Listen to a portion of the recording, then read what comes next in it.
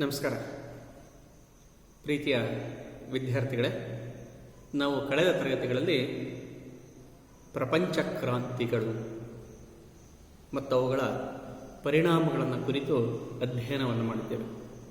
ಕೈಗಾರಿಕಾ ಕ್ರಾಂತಿ, ಅಮೇರಿಕಾ ಕ್ರಾಂತಿ, ಫ್ರಾನ್ಸಿನ ಮಹಾಕ್ರಾಂತಿ, ರಷ್ಯಾ ಕ್ರಾಂತಿ.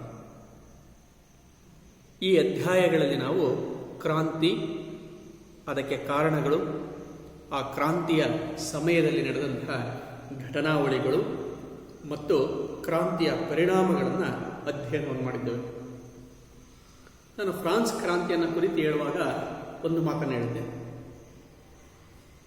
ಫ್ರಾನ್ಸ್ ಕ್ರಾಂತಿಯು ಇಡೀ ಯುರೋಪಿನ ಚರಿತ್ರೆಯನ್ನು ಒಂದು ರಾಷ್ಟ್ರ, ಒಂದು ಘಟನೆ ಮತ್ತು ಒಬ್ಬ ವ್ಯಕ್ತಿಯಲ್ಲಿ ಐಕ್ಯಗೊಳಿಸಿತು. ಆ ರಾಷ್ಟ್ರವೇ ಫ್ರಾನ್ಸ್ ರಾಷ್ಟ್ರ, ಆ ಘಟನೆಯೇ ಫ್ರಾನ್ಸಿನ ಮಹಾಕ್ರಾಂತಿ ಮತ್ತು ಆ ವ್ಯಕ್ತಿಯೇ ನೆಪೋಲಿಯನ್ ಬೋನಪಾರ್ಟೆ. ಇಂದಿನ ತರಗತಿಯಲ್ಲಿ ನಾವು ನೆಪೋಲಿಯನ್ ಮತ್ತು ರಾಷ್ಟ್ರೀಯತೆಯ ಉದಯ, ನಿಮ್ಮ ಅಧ್ಯಾಯ 9, ನೆಪೋಲಿಯನ್ ಮತ್ತು ರಾಷ್ಟ್ರೀಯತೆಯ ಉದಯ, ಈ ವಿಷಯವನ್ನು ಕುರಿತು ಮಾಹಿತಿಯನ್ನು ತಿಳ್ಕೊಳ್ಳೋಣ. ನಾನು ಹೇಳಿದೆ, ಫ್ರಾನ್ಸ್ ಕ್ರಾಂತಿಯ ನಂತರ ಫ್ರಾನ್ಸಿನಲ್ಲಿ ಅಧಿಕಾರಕ್ಕೆ ಬಂದಂಥವನು ನೆಪೋಲಿಯನ್ ಬೋನಪಾರ್ಟೆ. ಅವನ ಜೀವನ, ಅವನ ಸಾಧನೆಗಳನ್ನು ಕುರಿತು ಅಧ್ಯಯನವನ್ನು ಮಾಡ್ತಾನೆ. ಹಾಗೆಯೇ ರಾಷ್ಟ್ರೀಯತೆಯ ಉದಯ, ಯುರೋಪಿನಲ್ಲಿ ಇವನ ನಂತರ ರಾಷ್ಟ್ರೀಯತೆಯ ಬೆಳವಣಿಗೆಯಾಗುತ್ತೆ. 19ನೇ ಶತಮಾನವನ್ನು ಯುರೋಪಿನ ರಾಷ್ಟ್ರೀಯತೆಯ ಯುಗ ಅಂತಲೇ ಕರೆಯಲಾಗುತ್ತೆ. 19ನೇ ಶತಮಾನವನ್ನು ಯುರೋಪಿನ ರಾಷ್ಟ್ರೀಯತೆಯ ಯುಗ. 19ನೇ ಶತಮಾನದಲ್ಲಿ ನೆಪೋಲಿಯನ್ನನ ಯುದ್ಧಗಳು, ನೆಪೋಲಿಯನ್ನನ ಆಡಳಿತ ಹಾಗೂ ಅವನು ಜಾರಿಗೆ ತಂದ ನೀತಿಗಳು ಯುರೋಪಿನಲ್ಲಿ ರಾಷ್ಟ್ರೀಯತೆಯ ಉದಯಕ್ಕೆ ಕಾರಣವಾಗ್ತವೆ. ಹಾಗಾದರೆ ಈ ರಾಷ್ಟ್ರೀಯತೆ ಎಂದರೇನು? ರಾಷ್ಟ್ರೀಯತೆ ಅಂತ ಹೇಳಿದ್ರೆ, ಜನರು ತಮ್ಮ ರಾಷ್ಟ್ರದ ಬಗ್ಗೆ ಹೊಂದಿರುವ ನಿಷ್ಠೆ ಹಾಗೂ ಭಕ್ತಿಯನ್ನೇ ನಾವು ರಾಷ್ಟ್ರೀಯತೆ ಅಂತೇಳಿ ಕರೀತೇವೆ.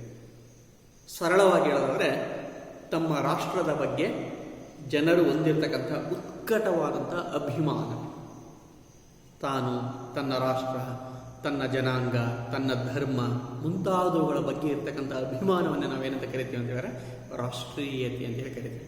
ಇದು 19ನೇ ಶತಮಾನದಲ್ಲಿ ಯುರೋಪಿನಲ್ಲಿ ಬೆಳೆದು ಬಂತು. ಈಗ ನಾವು ಈ ಅಧ್ಯಾಯದಲ್ಲಿ 2 ಪ್ರಮುಖವಾದಂಥ ಅಂಶಗಳನ್ನು ಅಧ್ಯಯನವನ್ನು ಮಾಡ್ತೀವಿ. ಒಂದು ನೆಪೋಲಿಯನ್, ಮತ್ತೊಂದು ರಾಷ್ಟ್ರೀಯತೆಯ ಉದಯ. ಈಗ ಮೊದಲನೇದಾಗಿ ನಾವು ನೆಪೋಲಿಯನ್ನನ ಬಗ್ಗೆ ತಿಳಿದುಕೊಳ್ಳೋಣ.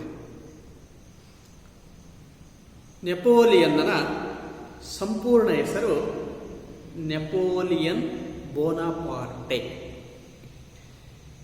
ಇವನ ಕಾಲ ಸಾಶ 1769ರಿಂದ 1821. ಸಾಶ 1769ರಿಂದ 1821 ನೆಪೋಲಿಯನ್ನನ ಕಾಲ. ಫ್ರೆಂಚ್ ಕ್ರಾಂತಿಯು ವಿಶ್ವದ ಒಬ್ಬ ಮಹಾನ್ ನಾಯಕ,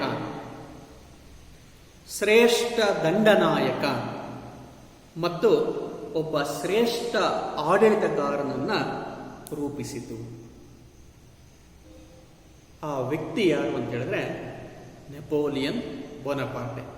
ಮುಂದಿನ 15 ವರ್ಷಗಳಿಗೂ ಹೆಚ್ಚು ಕಾಲ ಇಡೀ ಯುರೋಪ್ ಖಂಡದ ಮೇಲೆ ಅವನು ತನ್ನ ಪ್ರಭಾವವನ್ನು ಬೀರ್ತಾನೆ. ಹಾಗಾಗಿನೇ 1799ರಿಂದ 1815 ಕಾಲವನ್ನು ಯುರೋಪಿನ ಚರಿತ್ರೆಯಲ್ಲಿ ನೆಪೋಲಿಯನ್ನನ ಯುಗವೆಂದೇ ಬಣ್ಣಿಸಲಾಗಿದೆ. 1799ರಿಂದ 1815 ಕಾಲವನ್ನು, ಈ ಕಾಲವನ್ನು ನೆಪೋಲಿಯನ್ನನ ಯುಗ. ಒಬ್ಬ ಸಾಧಾರಣ ವ್ಯಕ್ತಿ ದೇಶದ ಅತ್ಯುನ್ನತ ಹುದ್ದೆಯನ್ನು ಏರಿ ಇಡೀ ರಾಷ್ಟ್ರದ ಮೇಲಷ್ಟೇ ಅಲ್ಲ, ಇಡೀ ಯುರೋಪ್ ಖಂಡದ ಮೇಲೆ ತನ್ನ ಛಾಪನ್ನು ಒತ್ತುತ್ತಾನೆ, ತನ್ನ ಪ್ರಭಾವವನ್ನು ಬೀರ್ತಾನೆ. ಹಾಗಾಗಿನೇ ಇಡೀ ಯುರೋಪಿನ ಚರಿತ್ರೆ ಅಂತಕ್ಕನ್ನೋದು ಒಂದು ರಾಷ್ಟ್ರದಲ್ಲಿ, ಒಬ್ಬ ವ್ಯಕ್ತಿಯಲ್ಲಿ, ಒಂದು ಘಟನೆಯಲ್ಲಿ ಐಕ್ಯ ಆಗುತ್ತೆ. ಅಂತಹ ಮಹಾನ್ ವ್ಯಕ್ತಿಯ ಜೀವನ ಮತ್ತು ಅವನ ಸಾಧನೆಗಳ ಕುರಿತಾಗಿ ನಾವು ಈ ಅಧ್ಯಾಯದಲ್ಲಿ ಅಭ್ಯಾಸವನ್ನು ಮಾಡೋಣ. ನೆಪೋಲಿಯನ್ ಒಂದು ಮಾತನ್ನು ಹೇಳ್ತಾನೆ ತನ್ನ ಆತ್ಮ ಕಥನದಲ್ಲಿ, ನನ್ನ ದೇಶ ಸಾಯುತ್ತಿರುವಾಗ ನಾನು ಜನಿಸಿದೆ. ನನ್ನ ದೇಶ ಸಾಯುತ್ತಿರುವಾಗ ನಾನು ಜನಿಸಿದೆ ಎಂತಕ್ಕಂಥ ಮಾತನ್ನು ಹೇಳ್ತಾನೆ.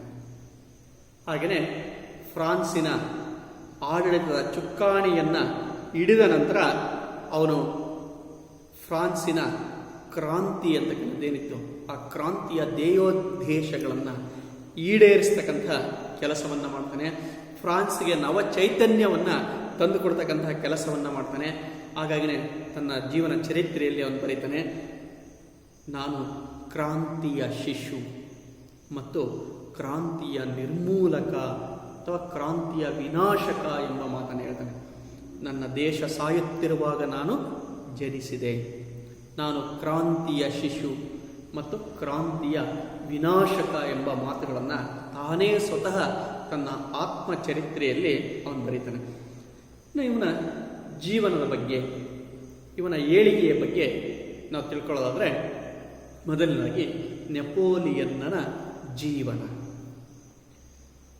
ನೆಪೋಲಿಯನ್ ಬೋನಪಾರ್ಟಿ 1769 ಆಗಸ್ಟ್ 15ನೇ ತಾರೀಕು, 1769 ಆಗಸ್ಟ್ 15ನೇ ತಾರೀಕು ಇಟಲಿಯ ಕಾರ್ಸಿಕಾ ದ್ವೀಪದ ಅಜಾಶಿಯೋ ಎಂಬ ನಗರದಲ್ಲಿ ಜನಿಸ್ತಾನೆ. ಇಟಲಿಯ ಕಾರ್ಸಿಕಾ ದ್ವೀಪದ ಅಜಾಶಿಯೋ ಎಂಬ ನಗರದಲ್ಲಿ ಜನಿಸಿದ. ಆಗ ಆ ದ್ವೀಪವನ್ನು ಆಸ್ಟ್ರಿಯನ್ನರು ಆಕ್ರಮಣವನ್ನು ಮಾಡುತ್ತಾರೆ. ಆಸ್ಟ್ರಿಯಾ ದೇಶ ತನ್ನ ವಶಕ್ಕೆ ಪಡೆದಿರುತ್ತೆ. ಹಾಗಾಗಿನೇ ನೆಪೋಲಿಯನ್ ತನ್ನ ಆತ್ಮಚರಿತ್ರೆಯಲ್ಲಿ ಹೇಳಿದ್ದು, ನನ್ನ ದೇಶ ಸಾಯುತ್ತಿರುವಾಗ ನಾನು ಜನಿಸಿದೆ ಅಂತೇಳಿ. ಇವನ ತಂದೆ ಚಾರ್ಲ್ಸ್ ಬೋನಾಪಾರ್ಟೆ. ನೆಪೋಲಿಯನ್ನ ತಂದೆ ಚಾರ್ಲ್ಸ್ ಬೋನಾಪಾರ್ಟೆ. ಇವನೊಬ್ಬ ವೃತ್ತಿಯಲ್ಲಿ ವಕೀಲನಾಗಿದ್ದ. ಕಾರ್ಸಿಕಾ ದ್ವೀಪದ ಸ್ವಾತಂತ್ರ್ಯಕ್ಕಾಗಿ ಹೋರಾಟವನ್ನು ಮಾಡ್ತಾ ಇದ್ದ. ಆಸ್ಟ್ರಿಯಾ ದೇಶದಿಂದ ಕಾರ್ಸಿಕಾ ದ್ವೀಪವನ್ನು ಸ್ವತಂತ್ರಗೊಳಿಸಬೇಕು ಅಂತೇಳಿ ಹೋರಾಟವನ್ನು ಸಹ ಇವನು ಮಾಡ್ತಾನೆ. ಇನ್ನು ಇವನ ತಾಯಿ ಲೆಟೇಶಿಯೋ ರೊಮೆಲಿನೋ. ನೆಪೋಲಿಯನ್ನನ ತಾಯಿಯ ಹೆಸರು ಲೆಟೇಶಿಯೋ ರೊಮೆಲಿನೋ. ಇವಳು ಸದ್ಗೃಹಿಣಿಯಾಗಿದ್ದು ತನ್ನ ಮಕ್ಕಳನ್ನು ಬಹಳ ಜತನದಿಂದ ಬೆಳೆಸ್ತಕ್ಕಂಥ ಕೆಲಸವನ್ನು ಮಾಡ್ತಾನೆ. ಚಾರ್ಲ್ಸ್ ಬೋನಾಪಾರ್ಟೆ ಮತ್ತು ರೊಮೆಲಿನೋ ದಂಪತಿಗಳಿಗೆ ಒಟ್ಟು 13 ಜನ ಮಕ್ಕಳು. ಅದರಲ್ಲಿ ಎರಡನೆಯವನೇ ಯಾರು ಅಂತೇಳಿದ್ರೆ ನೆಪೋಲಿಯನ್ ಬೋನಾಪಾರ್ಟೆ. ತಂದೆ ಕಾರ್ಸಿಕಾ ದ್ವೀಪದ ಸ್ವಾತಂತ್ರ್ಯಕ್ಕಾಗಿ ಹೋರಾಟವನ್ನು ಮಾಡ್ತಾ ಅವನ ಮರಣವನ್ನು ಹೊಂದುತ್ತಾನೆ. ತಾಯಿ ಕಷ್ಟಪಟ್ಟು ತನ್ನ ಮಕ್ಕಳನ್ನು ಓದಿಸುವ ಮತ್ತು ಅವರ ನೋಡಿಕೊಳ್ತಕ್ಕಂಥ ಜವಾಬ್ದಾರಿಯನ್ನು ಕೊಡ್ತಾನೆ. ಅತ್ಯಂತ ಕಷ್ಟದ ಜೀವನವನ್ನು ನೆಪೋಲಿಯನ್ ತನ್ನ ಬಾಲ್ಯದಲ್ಲಿ ಕಳೆಯಬೇಕಾಗಿ ಬರುತ್ತೆ. ಆದರೆ ತನ್ನ ಪ್ರಾಥಮಿಕ ಶಿಕ್ಷಣವನ್ನು ಅಲ್ಲಿಯೇ ಮುಗಿಸ್ತಾನೆ. ಆನಂತರ ಇವನಿಗೆ ಫ್ರಾನ್ಸ್ ಸರ್ಕಾರ ಸ್ಕಾಲರ್ಶಿಪ್ಪನ್ನು, ವಿದ್ಯಾರ್ಥಿ ವೇತನವನ್ನು ನೀಡುತ್ತೆ. ಆ ವಿದ್ಯಾರ್ಥಿ ವೇತನವನ್ನು ಪಡೆದುಕೊಂಡು ಇವನು ಬ್ರಿಯಾನ್ನಿ ಮತ್ತು ಪ್ಯಾರಿಸ್ ಮಿಲಿಟರಿ ಶಾಲೆಗಳಲ್ಲಿ ತನ್ನ ವಿದ್ಯಾಭ್ಯಾಸವನ್ನು ಮುಗಿಸ್ತಾನೆ. ಫ್ರಾನ್ಸ್ ಸರ್ಕಾರ ನೀಡಿದಂತಹ ವಿದ್ಯಾರ್ಥಿ ವೇತನದ ಸೌಲಭ್ಯವನ್ನು ಪಡೆದುಕೊಂಡು ಬ್ರಿಯಾನ್ನಿ ಮತ್ತು ಪ್ಯಾರಿಸ್ ಮಿಲಿಟರಿ ಶಾಲೆಗಳಲ್ಲಿ ತನ್ನ ಶಿಕ್ಷಣವನ್ನು ಪೂರೈಸ್ತಾನೆ.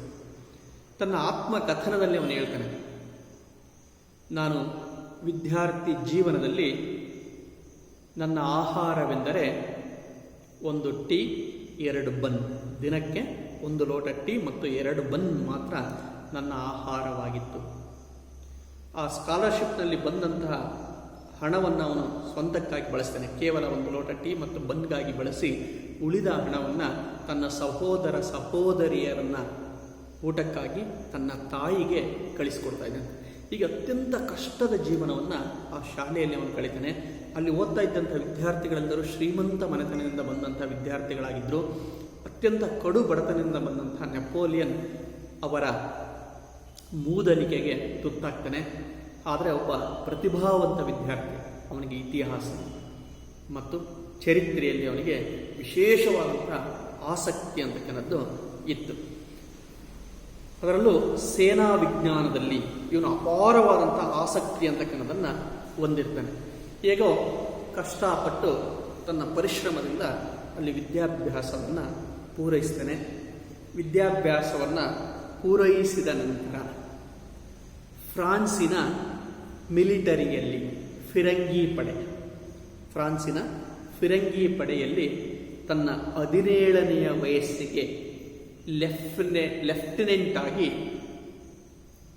ಸೈನಿಕ ಅಧಿಕಾರವನ್ನು ವಹಿಸಿಕೊಳ್ಳ ಸೈನಿಕ ಹುದ್ದೆಯನ್ನು ಅವನು ಅಲಂಕರಿಸ್ತಾನೆ.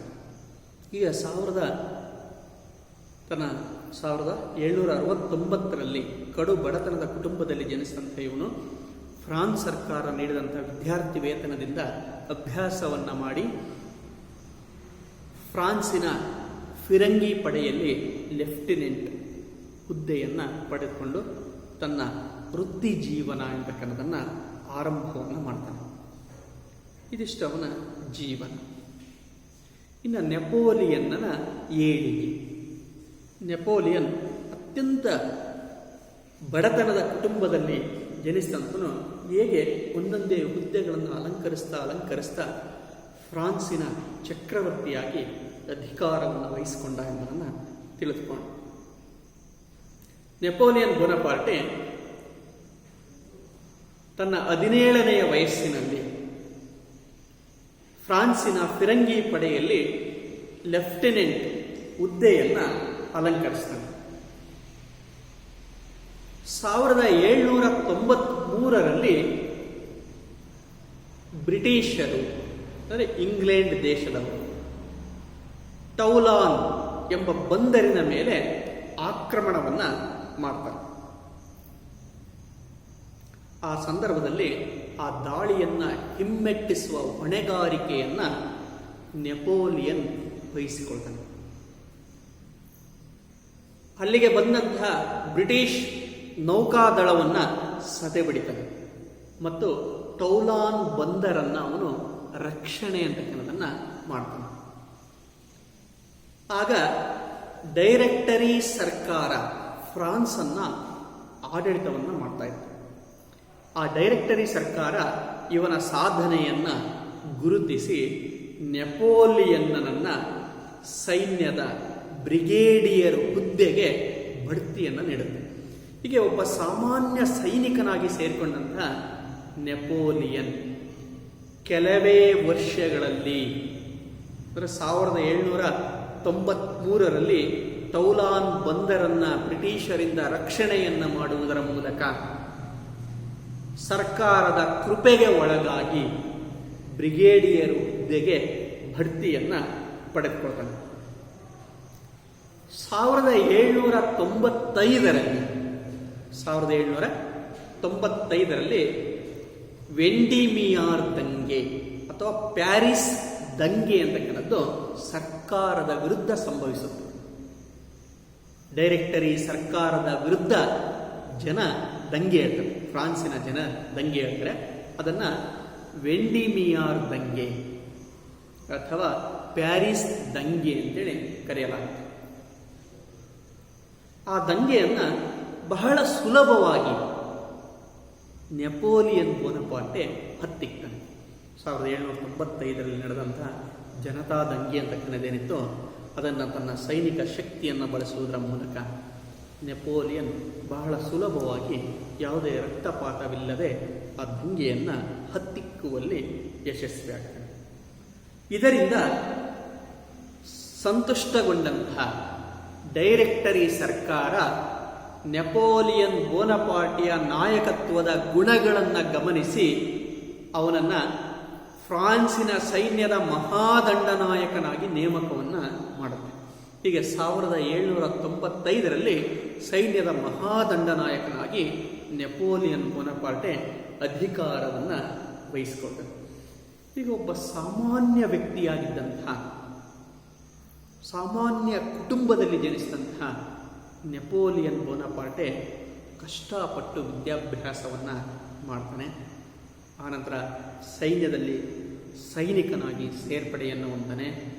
ಆನಂತರ ಸಣ್ಣ ಟೌಲಾನ್ ಬಂದರನ್ನು ರಕ್ಷಿಸುವುದರ ಮೂಲಕ ಸೈನ್ಯದ ಬ್ರಿಗೇಡಿಯರ್ ಹುದ್ದೆಯನ್ನು ಅಲಂಕರಿಸ್ತಾನೆ. 1795ರಲ್ಲಿ ನಡೆದಂತಹ ವೆಂಡಿಮಿಯಾರ್ ದಂಗೆ ಅಥವಾ ಪ್ಯಾರಿಸ್ ದಂಗೆಯನ್ನು ಹತ್ತಿಕ್ಕುವುದರ ಮೂಲಕ ಸೈನ್ಯದ ಮಹಾದಂಡನಾಯಕನಾಗಿ ಅವನು ಏಳಿಗೆಯನ್ನು ಹೊಂದಾನೆ. ಇಲ್ಲಿಗೆ ಅವನ ಏಳಿಗೆ ಅಂತಕ್ಕಂಥದ್ದು ನಿಲ್ಲಲಿಲ್ಲ. ನೆಪೋಲಿಯನ್ ಬೋನಪಾರ್ಟೆ ಒಬ್ಬ ಮಹತ್ವಾಕಾಂಕ್ಷಿಯಾಗಿದ್ದ. ತನ್ನ ಭುಜಬಲದ ಮೇಲೆ ಅವನಿಗೆ ಅಪಾರವಾದಂತಹ ನಂಬಿಕೆ ಅಂತಕ್ಕಂಥದ್ದು ಇತ್ತು. ಹಾಗಾಗಿ ಅವನು ಸೈನ್ಯದ ಮಹಾದಂಡನಾಯಕನಾದ ಮೇಲೆ 2 ಪ್ರಮುಖವಾದಂತಹ ದಂಡಯಾತ್ರೆಗಳನ್ನು ಅವನು ಕೈಗೊಳ್ತಾನೆ. ಅದರಲ್ಲಿ ಮೊದಲನೇದು ಇಟಲಿಯ ದಂಡಯಾತ್ರೆ. 1796-97ರಲ್ಲಿ ನೆಪೋಲಿಯನ್ ತನ್ನ ಮೊದಲ ದಂಡಯಾತ್ರೆಯನ್ನು ಇಟಲಿಯ ಮೇಲೆ ಕೈಗೊಳ್ತಾನೆ. ಅದಕ್ಕೆ ಕಾರಣ ಏನು ಅಂತ ಹೇಳಿದ್ರೆ, ಅವನ ತಾಯ್ನಾಡು, ಅವನು ಹುಟ್ಟಿದ್ದು ಇಟಲಿಯ ಕಾರ್ಸಿಕಾ ದ್ವೀಪದ ಅಜಾಶಿಯೋ ಎಂಬ ನಗರದಲ್ಲಿ. ಅವನ ತಂದೆ ಕಾರ್ಸಿಕಾ ದ್ವೀಪದ ಸ್ವಾತಂತ್ರ್ಯಕ್ಕಾಗಿ ಹೋರಾಟವನ್ನು ಮಾಡಿ ಮರಣವನ್ನು ಹೊಂದಿದ್ದ. ಹಾಗಾಗಿನೇ ಅವನು ಆರಂಭದಲ್ಲಿ ಒಂದು ಮಾತನ್ನು ಹೇಳಿದ್ದೆ, ನನ್ನ ದೇಶ ಸಾಯುತ್ತಿರುವಾಗ ನಾನು ಜನಿಸಿದೆ. ಅಂದರೆ ಕಾರ್ಸಿಕಾ ದ್ವೀಪ ಆಸ್ಟ್ರಿಯನ್ನರ ವಶವಾಗ್ತಾ ಇರ್ತಕ್ಕಂಥ ಸಂದರ್ಭದಲ್ಲಿ ಅವನು ಹುಟ್ಟಿದ್ದ. ಹಾಗೇನೆ ತನ್ನ ತಾಯ್ನಾಡನ್ನು, ತನ್ನ ಹುಟ್ಟಿದ ನೆಲವನ್ನು ಸ್ವತಂತ್ರಗೊಳಿಸಬೇಕು ಅಂತಕ್ಕಂಥ ಹಂಬಲವನ್ನು ಅವನು ಹೊಂದಿದ್ದ. ಹಾಗಾಗಿನೇ ತನ್ನ ಮೊದಲ ದಂಡಯಾತ್ರೆಯನ್ನು ಅವನು ಯಾವುದರ ಮೇಲೆ ಆಯೋಜಿಸ್ತಾನೆ ಅಂತ ಹೇಳಿದ್ರೆ ಇಟಲಿಯ ಮೇಲೆ ಆಯೋಜಿಸ್ತಾನೆ.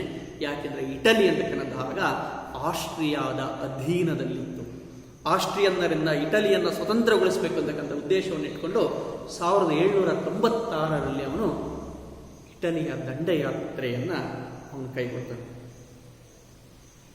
ಆಗ ಫ್ರಾನ್ಸಿನ ಸೈನಿಕರನ್ನ ಚಿಂದಿ ಬಟ್ಟೆಯ ಸೈನಿಕರು ಅಂತೇಳಿ ಕರೆಯಲಾಗ್ತಾ ಇತ್ತು. ಸೈನಿಕರಿಗೆ ಸರಿಯಾದಂತಹ ಸಮವಸ್ತ್ರಗಳು ಇರಲಿಲ್ಲ, ಶೂಗಳಿರಲಿಲ್ಲ, ಹಾಗೆಯೇ ಅತ್ಯಾಧುನಿಕ ಆಯುಧಗಳು ಅಂತಕ್ಕಂಥವು ಇರಲಿಲ್ಲ. ಅದುವರೆಗೂ ನಡೆಸಿದಂತಹ ಎಲ್ಲ ಕದನಗಳಲ್ಲಿ 14ನೇ ಲೂಯಿ, 15ನೇ ಲೂಯಿ, 16ನೇ ಲೂಯಿ ನಡೆಸಿದಂಥ ಎಲ್ಲ ಕದನಗಳಲ್ಲಿ ಫ್ರಾನ್ಸಿನ ಸೈನಿಕರು ಸೋಲನ್ನು ಅನುಭವಿಸಿರ್ತಾರೆ.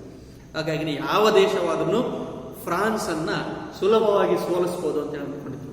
ಅಂತಹ ಒಂದು ದುರ್ಬಲ ಸೈನ್ಯ ತುಕಡಿಯನ್ನು ಇಟ್ಕೊಂಡು ನೆಪೋಲಿಯನ್ ಬೋನಪಾರ್ಟಿ ಇಟಲಿಯ ಮೇಲೆ ದಂಡಯಾತ್ರೆಗೆ ಸಿದ್ಧತೆಯನ್ನು ಮಾಡ್ತಾನೆ.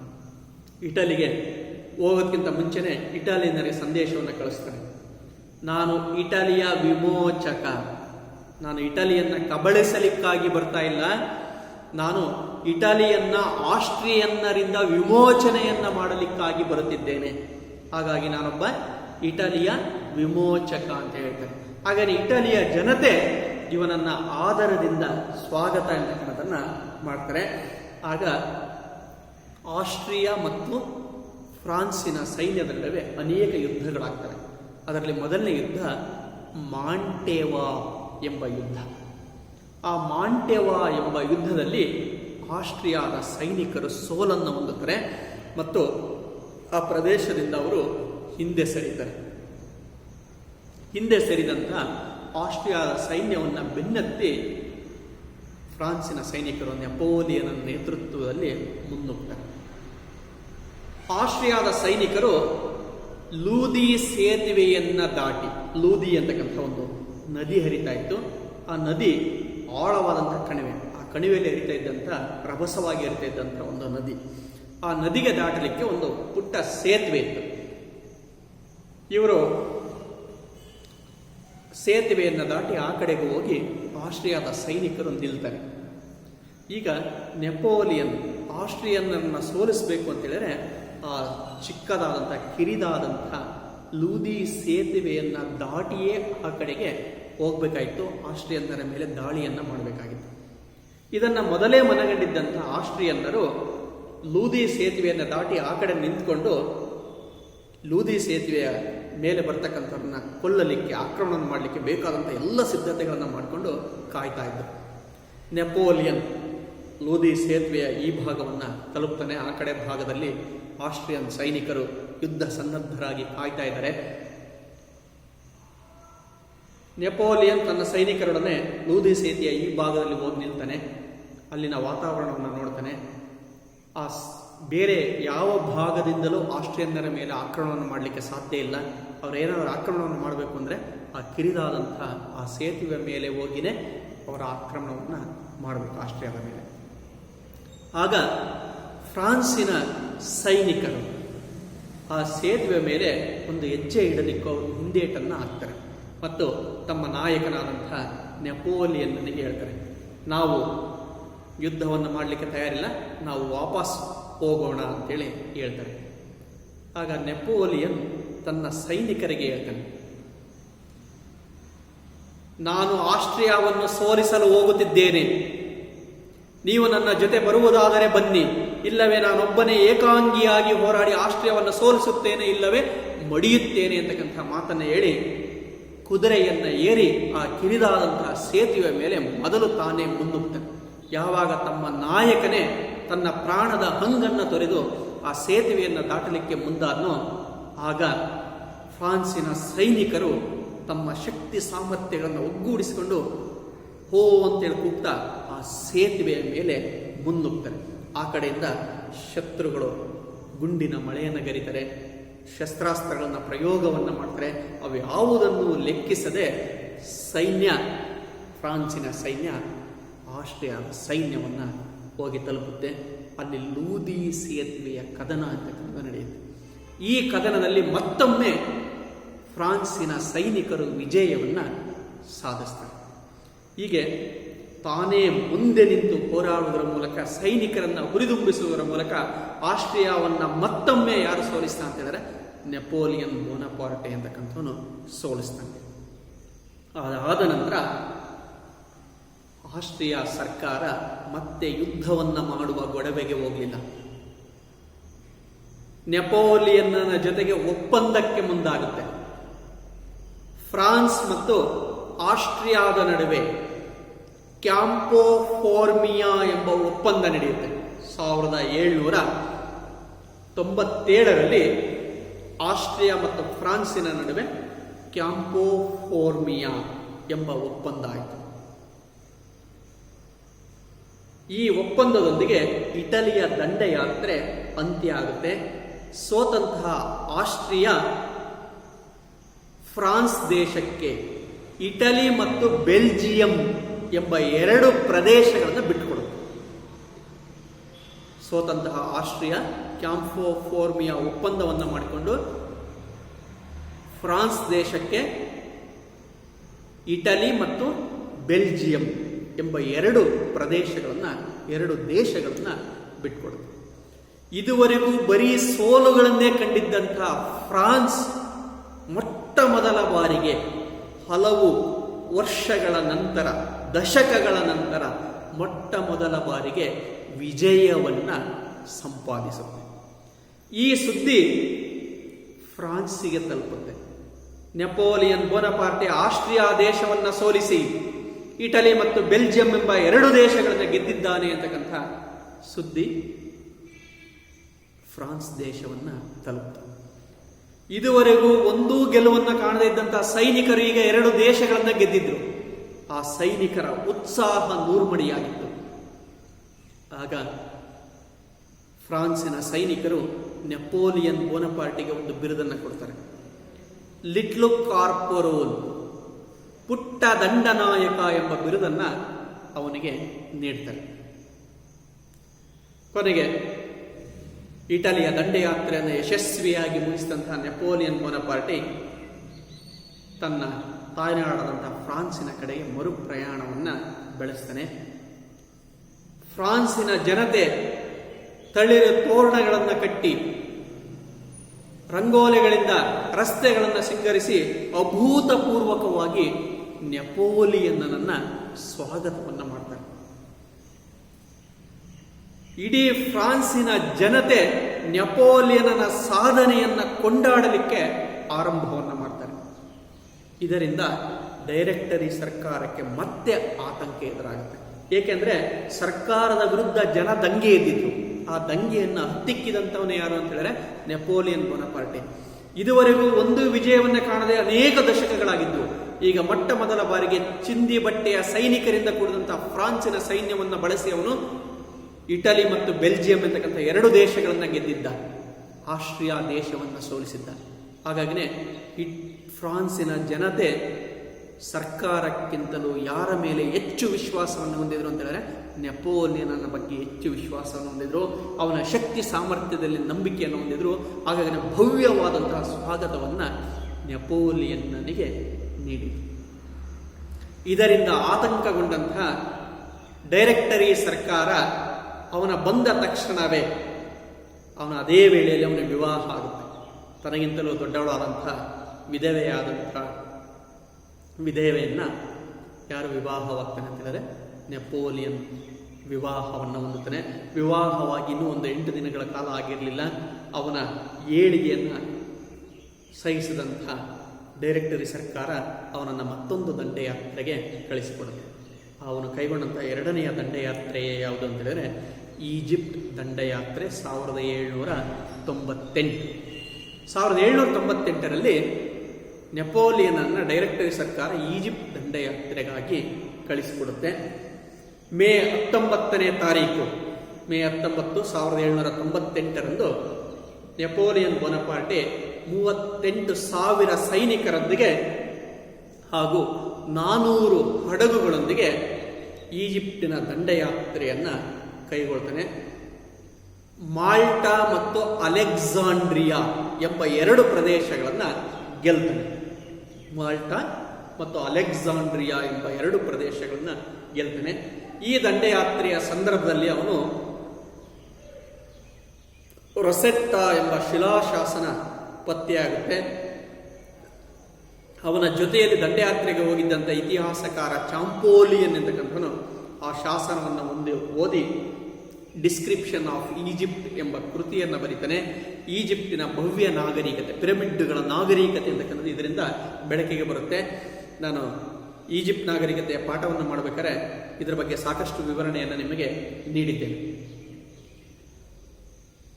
ಮಾಲ್ಟಾ ಮತ್ತು ಅಲೆಕ್ಸಾಂಡ್ರಿಯಾಗಳನ್ನು ಗೆದ್ದಂತಹ ನೆಪೋಲಿಯನ್ ತನ್ನ ಸೈನ್ಯದೊಂದಿಗೆ ಈಜಿಪ್ಟಿನ ಪ್ರವೇಶವನ್ನು ಮಾಡ್ತಾನೆ. ಮರುಭೂಮಿಯ ಪ್ರದೇಶ, ಬೇಸಿಗೆಯ ಕಾಲ, ಫ್ರಾನ್ಸಿನ ಸೈನಿಕರಿಗೆ ಪಾದರಕ್ಷೆಗಳಿಲ್ಲ, ಶೂಗಳಿಲ್ಲ. ಬರಿಗಾಲಲ್ಲಿ ಕಾದಂತಹ ಮರಳಿನ ಮೇಲೆ ನಡೆಯಲಿಕ್ಕೆ ಅವರಿಗೆ ಸಾಧ್ಯ ಆಗಿಲ್ಲ. ಕಾಲಲ್ಲಿ ಬೊಬ್ಬೆಗಳು ಕೇಳ್ತವೆ. ಹಾಗಾಗಿನೇ ಸೈನಿಕರು ಆ ಮರಳುಗಾಡಿನಲ್ಲಿ ನಡೆಯಲಿಕ್ಕೆ ಹಿಂದೇಟನ್ನು ಹಾಕ್ತಾರೆ. ನಾವು ಅಲೆಕ್ಸಾಂಡ್ರಿಯಾ ಮತ್ತು ಮಾಲ್ಟಾಗಳನ್ನು ಗೆದ್ದಿದ್ದೀವಿ, ಇಲ್ಲಿಗೆ ದಂಡಯಾತ್ರೆಯನ್ನು ಮುಗಿಸಿ ನಾವು ಹಿಂದಕ್ಕೆ ಹೋಗೋಣ ಅಂತೇಳಿ ತಮ್ಮ ನಾಯಕನಾದಂತಹ ನೆಪೋಲಿಯನ್ನನಿಗೆ ಹೇಳ್ತಾನೆ. ಆಗ ನೆಪೋಲಿಯನ್ ತನ್ನ ಸೈನಿಕರನ್ನ ಉದ್ದೇಶಿಸಿ ಮಾತನಾಡ್ತಾನೆ. ಅದೋ ನೋಡಿ, 1000 ವರ್ಷಗಳಿಂದ ಈ ಪಿರಮಿಡ್ಗಳು ನಿಮ್ಮ ಬರುವಿಕೆಗಾಗಿ ಕಾಯುತ್ತಿವೆ. 1000 ವರ್ಷಗಳಿಂದ ನಿಮ್ಮ ಬರುವಿಕೆಗಾಗಿ ಈ ಪಿರಮಿಡ್ಗಳು ಕಾಯುತ್ತಿವೆ. ಆ ಪಿರಮಿಡ್ಗಳಲ್ಲಿರುವುದೆಲ್ಲವೂ ನಿಮ್ಮದೇ. ಆ ಪಿರಮಿಡ್ಗಳಲ್ಲಿ ಏನೆಲ್ಲ ಇದೆಯೋ ಅದೆಲ್ಲವೂ ನಿಮ್ಮದೇ. ಮುನ್ನುಗ್ಗಿ ಅಂತೇಳಿ ತನ್ನ ಸೈನ್ಯಕ್ಕೆ ಆದೇಶವನ್ನು ಕೊಡ್ತಾನೆ. ಆಗ ಆವೇಶಭರಿತರಾದಂತಹ ಸೈನಿಕರು ಆ ಮರಳನ್ನ ಕಾಲು ಸುಡೋದನ್ನ, ಬೊಬ್ಬೆಯನ್ನ ಯಾವುದನ್ನು ಲೆಕ್ಕವನ್ನ ಮಾಡದೆ ಆ ಮರಳುಗಾಡಿನಲ್ಲಿ ಆ ಪಿರಮಿಡ್ಗಳನ್ನು ನೋಡುತ್ತಾ ಓ ಅಂತೇಳಿ ಓಡ್ಲಿಕ್ಕೆ ಆರಂಭವನ್ನು ಮಾಡ್ತಾರೆ. ಅತ್ತ ಈಜಿಪ್ಟಿನ ಮ್ಯಾಮುಲಕ್ ಸರದಾರರು ಫ್ರಾನ್ಸಿನ ಸೈನಿಕರಿಗೆ ಎದುರಾಗ್ತಾರೆ. ಆಗ ಪಿರಮಿಡ್ಡುಗಳ ಕದನ ಎಂತಕ್ಕಂಥದ್ದು ನಡೆಯುತ್ತೆ. ಆ ಪಿರಮಿಡ್ಡುಗಳ ಕದನದಲ್ಲಿ ನೆಪೋಲಿಯನ್ ಮ್ಯಾಮುಲಕ್ ಸರದಾರರನ್ನ, ಈಜಿಪ್ಟಿನ ಸರದಾರರನ್ನ, ಸೈನಿಕರನ್ನ ಸೋಲಿಸ್ತಾನೆ ಮತ್ತು ಪಿರಮಿಡ್ಡುಗಳನ್ನು ವಶಪಡಿಸಿಕೊಳ್ತಾನೆ. ಈಜಿಪ್ಟ್ ನೆಪೋಲಿಯನ್ನ ವಶವಾಗುತ್ತೆ. ಪಿರಮಿಡ್ಗಳಿದ್ದಂತಹ ಅತ್ಯಮೂಲ್ಯ ಕಲಾಕೃತಿಗಳನ್ನು ಫ್ರಾನ್ಸಿಗೆ ಸಾಗಿಸಲಾಗುತ್ತೆ ಮತ್ತು ಅಪಾರವಾದಂಥ ಸಂಪತ್ತು ನೆಪೋಲಿಯನ್ನ ವಶವಾಗುತ್ತೆ. ಈ ಸುದ್ದಿಯನ್ನು ತಿಳಿದಂತಹ ಇಂಗ್ಲೆಂಡ್ ದೇಶ ಯಾವಾಗ ಈಜಿಪ್ಟ್ ನೆಪೋಲಿಯನ್ನ ಫ್ರಾನ್ಸಿನ ವಶ ಆಯಿತು ಅಂತೇಳಿ ಸುದ್ದಿ ಇಂಗ್ಲೆಂಡ್ಗೆ ತಿಳಿತೋ, ಆಗ ಇಂಗ್ಲೆಂಡ್ ದೇಶ ನೆಪೋಲಿಯನ್ನ ಮೇಲೆ ದಾಳಿಗೆ ಸಿದ್ಧವಾಗುತ್ತೆ. ಏಕೆ ಅಂತ ಹೇಳಿದ್ರೆ, ಇಂಗ್ಲೆಂಡ್ ದೇಶದ ವ್ಯಾಪಾರದ ಚಟುವಟಿಕೆಗಳು ಈಜಿಪ್ಟಿನ ಮೂಲಕವೇ ನಡೀತಾ ಇತ್ತು. ಈಗೇನಾದ್ರು ಈಜಿಪ್ಟ್ ಫ್ರಾನ್ಸಿನ ವಶವಾದರೆ ತನ್ನ ವ್ಯಾಪಾರ ವಾಣಿಜ್ಯಕ್ಕೆ ಹೊಡೆತ ಬೀಳುತ್ತೆ ಅಂತೇಳಿ ಇಂಗ್ಲೆಂಡ್ ದೇಶ ಫ್ರಾನ್ಸಿನ ಮೇಲೆ ದಾಳಿಗೆ ಸಿದ್ಧವಾಗುತ್ತೆ. ಆಗ ಇಂಗ್ಲೆಂಡ್ ಮತ್ತು ಫ್ರಾನ್ಸಿನ ನಡುವೆ 1798ರಲ್ಲಿ ನೈಲ್ ನದಿಯ ಕದನ ನಡೆಯಿತು. ಭೂಮಿಯ ಮೇಲಿನ ಯುದ್ಧದಲ್ಲಿ ನೆಪೋಲಿಯನ್ನನ್ನು ಸೋಲಿಸಲಿಕ್ಕೆ ಸಾಧ್ಯವಿಲ್ಲ ಅಂತೇಳಿ ಮನಗಂಡಂತಹ ಇಂಗ್ಲೆಂಡ್ ದೇಶ ನೌಕಾಯುದ್ಧಕ್ಕೆ ಆಹ್ವಾನಿಸುತ್ತೆ. ಹಾಗಾಗಿನೇ ಫ್ರಾನ್ಸ್ ಮತ್ತು ಇಂಗ್ಲೆಂಡ್ಗಳ ನಡುವೆ 1798ರಲ್ಲಿ ನೈಲ್ ನದಿಯಲ್ಲಿ ನೌಕಾ ಕದನ ಅಂತಕ್ಕಂಥದ್ದು ಏರ್ಪಡುತ್ತೆ. ಈ ಕದನದಲ್ಲಿ ಇಂಗ್ಲೆಂಡಿನ ನೌಕಾದಳಪತಿಯಾಗಿದ್ದಂತಹ ಹಡ್ಸನ್ ಅಂತಕ್ಕಂಥವನು ನೆಪೋಲಿಯನನ್ನು ಸೋಲಿಸ್ತಾನೆ. ನೈಲ್ ನದಿಯ ಕದನದಲ್ಲಿ ನೆಪೋಲಿಯನ್ ಸಂಪೂರ್ಣವಾಗಿ ಸೋತು ಹೋಗ್ತಾನೆ. ಅವನ ಯುದ್ಧ ಹಡಗುಗಳೆಲ್ಲವೂ ಸಂಪೂರ್ಣವಾಗಿ ನಾಶವಾಗ್ತವೆ. ಹಾಗಾಗಿನೇ ತನ್ನ ದೇಶಕ್ಕೆ ಅವನು ವಾಪಸ್ ಹೊರಡಲಿಕ್ಕೆ ಸಿದ್ಧನಾಗ್ತಾನೆ. ನಾವೆಗಳು ಇರಲಿಲ್ಲ, ಹಡಗುಗಳೆಲ್ಲ ಧ್ವಂಸವಾಗಿತ್ತು. ಹಾಗಾಗಿ ಭೂಮಾರ್ಗದ ಮೂಲಕ ಹೋಗಬೇಕಾಗಿತ್ತು. ಹಾಗೆಯೇ ಅವನು ಟರ್ಕಿಯನ್ನು ಬಳಸಿಕೊಂಡು ಫ್ರಾನ್ಸ್ಗೆ ಹಿಂದಿರುಗುವ ಯೋಜನೆಯನ್ನು ರೂಪಿಸ್ತಾನೆ. ಇದನ್ನು ತಿಳಿದಂತಹ ಇಂಗ್ಲೆಂಡ್ ತತ್ಕ್ಷಣಕ್ಕೆ ಟರ್ಕಿಯನ್ನು ಇಂಗ್ಲೆಂಡಿನ ವಿರುದ್ಧ ಯುದ್ಧಕ್ಕೆ ಎತ್ತಿಕಟ್ಟುತ್ತೆ. ಹಾಗಾಗಿನೇ 1799ರಲ್ಲಿ ಟರ್ಕಿ ಮತ್ತು ಫ್ರಾನ್ಸಿನ ನಡುವೆ ಅಬು ಕಿರ್ಬಿ ಎಂಬ ಕದನ ನಡೆಯುತ್ತೆ. ಈ ಕದನದಲ್ಲಿ ಮತ್ತೊಮ್ಮೆ ನೆಪೋಲಿಯನ್ ಜಯವನ್ನು ಗಳಿಸ್ತಾನೆ, ಟರ್ಕಿಯನ್ನು ಸದೆ ಬಡಿತಾನೆ. ಟರ್ಕಿ ಸಂಪೂರ್ಣವಾಗಿ ಸೋಲನ್ನು ಅನುಭವಿಸುತ್ತೆ. ಈ ವೇಳೆಗಾಗಲೇ ಫ್ರಾನ್ಸಿನಲ್ಲಿ ಡೈರೆಕ್ಟರಿ ಸರ್ಕಾರದ ಪತನದ ಸುದ್ದಿ ಹರಡುತ್ತೆ. ಹಾಗಾಗಿನೇ ನೆಪೋಲಿಯನ್ ತನ್ನ ಸೈನ್ಯದ ನಾಯಕತ್ವವನ್ನು, ದಂಡಯಾತ್ರೆಯ ನಾಯಕತ್ವವನ್ನು ಕ್ಲೆಬರ್ ಎಂತಕ್ಕಂಥ ಮತ್ತೊಬ್ಬ ವ್ಯಕ್ತಿಗೆ ನೀಡಿ ಅಲ್ಲಿಂದ ಅವನು ಎಲ್ಲಿಗೆ ಬರ್ತಾನೆ ಅಂತ ಹೇಳಿದ್ರೆ ಫ್ರಾನ್ಸಿಗೆ ಹಿಂದಿರುತ್ತಾನೆ. ಆ ವೇಳೆಗೆ ಡೈರೆಕ್ಟರಿ ಸರ್ಕಾರ ಪತನವನ್ನು ಹೊಂದುತ್ತೆ. ಡೈರೆಕ್ಟರಿ ಸರ್ಕಾರ ಪತನವನ್ನು ಹೊಂದಿದ ಮೇಲೆ ನೆಪೋಲಿಯನ್, ಫ್ರಾನ್ಸಿನ ಸೈನಿಕ ಅಧಿಕಾರಿಯಾಗಿದ್ದಂಥ ನೆಪೋಲಿಯನ್ ತನ್ನ ನೇತೃತ್ವದಲ್ಲಿ ಕಾನ್ಸಲ್ ಎಂಬ ಸರ್ಕಾರವನ್ನು ಸ್ಥಾಪನೆಯನ್ನು ಮಾಡ್ತಾನೆ. 1799ರಿಂದ 1804ರವರೆಗೆ ಕಾನ್ಸಲನಾಗಿ ಫ್ರಾನ್ಸಿನ ಆಡಳಿತ ಎಂತಕ್ಕಂಥದ್ದನ್ನು ನಡೆಸ್ತಾನೆ. ಈಗ ಮೊದಲಿಗೆ ಲೆಫ್ಟಿನೆಂಟ್ ಆಗಿದ್ದಂಥವನು ಬ್ರಿಗೇಡಿಯರ್ ಆಗಿದ್ದಂಥವನು ಸೈನ್ಯದ ಮಹಾದಂಡನಾಯಕನಾಗಿ 2 ದಂಡಯಾತ್ರೆಗಳನ್ನು ಕೈಗೊಂಡ. ಒಂದು ಇಟಲಿಯ ದಂಡಯಾತ್ರೆ, ಮತ್ತೊಂದು ಈಜಿಪ್ಟ್ ದಂಡಯಾತ್ರೆ ಅಂತಕ್ಕಂಥ. ಈ ದಂಡಯಾತ್ರೆಗಳ ಮೂಲಕ ಮಹಾದಂಡನಾಯಕನಾಗಿದ್ದಂಥವನು ಈಗ ಕಾನ್ಸಲನಾಗಿ ಅಧಿಕಾರ ಇಂತಕ್ಕಂಥ ವಹಿಸಿಕೊಂಡು ಆಡಳಿತವನ್ನು ನಡೆಸ್ತಾನೆ. ಆ ವೇಳೆಯಲ್ಲಿಯೂ ಸಹ ಅವನು ಅನೇಕ ಯುದ್ಧಗಳನ್ನು ಅವನು ಕೈಗೊಳ್ತಾನೆ. ಅವುಗಳನ್ನು ನಾನು ಮುಂದಿನ ತರಗತಿಯಲ್ಲಿ ನಾನು ನಿಮಗೆ ತಿಳಿಸಿಕೊಡ್ತೇನೆ. ಎಲ್ಲರಿಗೂ ನಮಸ್ಕಾರ.